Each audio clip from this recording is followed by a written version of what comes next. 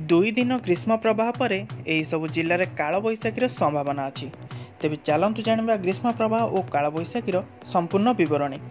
तेज जदि ये वीडियो सब देखा चाहते चैनल को सब्सक्राइब करना और पाखरे आसुवा घंटी आइकन को दबाई दिंतु। राज्य में रविवार ठारू ग्रीष्म प्रवाह आरंभ हो। दक्षिण पश्चिम दिगरू ततला पवन भी बहिब। तेज आज और आसंता काली ग्रीष्म प्रवाह पुणी मंगलवार कालबैशाखी होबार संभावना रही बोली भुवनेश्वर आंचलिक पाणीपाग विभाग पक्षर पूर्वानुमान करा जायछि।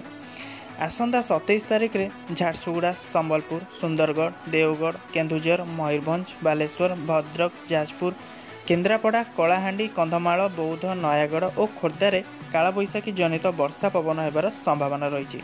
सेहीपरि 28 तारिख में केन्दुझर, मयूरभंज, बालेश्वर, भद्रक, जाजपुर, केन्द्रापड़ा, गजपति, गंजाम, रायगड़ा और कंधमाल आदि स्थान में कालबैशाखी हो पारे।